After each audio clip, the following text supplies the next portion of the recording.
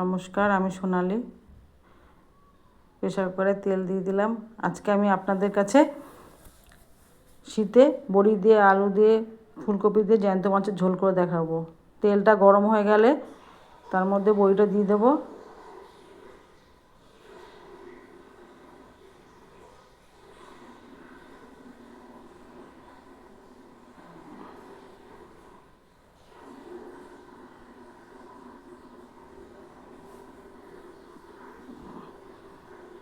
বড়িটা ভাজা হয়ে গেলে তুলে নিলাম।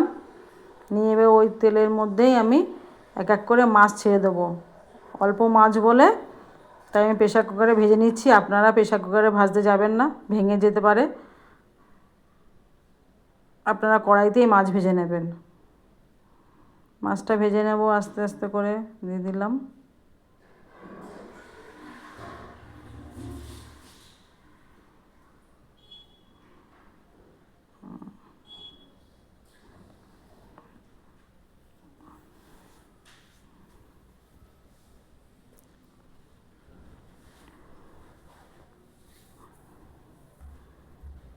মাছটা ভেজে নেব, উল্টে দিলাম।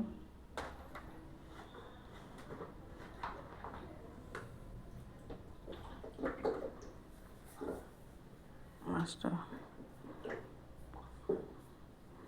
এবার তুলে নিলাম, ভাজা হয়ে গেছে। এবার ওই তেলের মধ্যে একটু তেল দিয়ে দিলাম, তার মধ্যে একটু জিরে ফোড়ন দিয়ে দেবো।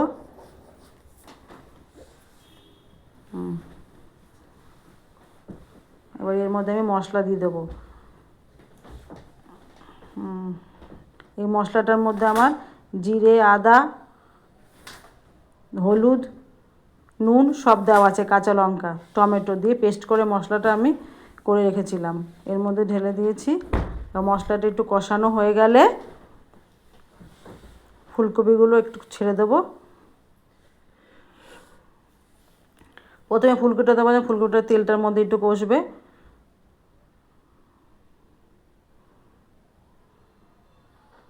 ফুলকপিটা দিয়ে দিলাম। ফুলকপিটা একটু নাড়িয়ে চাড়িয়ে আলুগুলো দিয়ে দেবো। তারপরে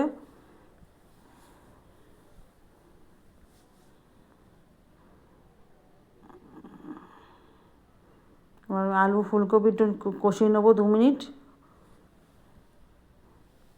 শীতকালে এরকম ছোটো ছোটো ফুলকপি দিয়ে, আলু দিয়ে, বড়ি দিয়ে ঝোল খেতে ভালোই লাগে, তাই না? জ্যান্ত রুই মাছের ঝোল। তার মধ্যে একটু ধনেপাতা পড়বে। এবার একটু বড়িটা দিয়ে দেবো, দিয়ে আর 2-1 বার নাড়িয়ে জল দিয়ে দেবো পরিমাণ মতো। আমি যে বাড়িটা মশলা করেছিলাম বাড়িটা দিয়ে জল দিয়ে দিলাম। আর একটু জল হয়তো লাগবে, আর সামান্য পরিমাণ জল দিয়ে দেবো। দিয়ে একটু জলটা গরম হলেই মাছগুলো দিয়ে দেবো এক এক করে।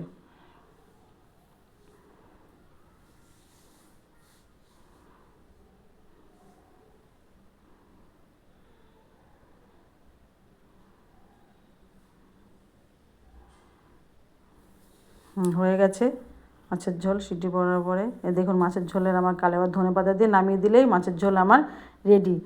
ভিডিওটা দেখার জন্য অনেক ধন্যবাদ। ভালো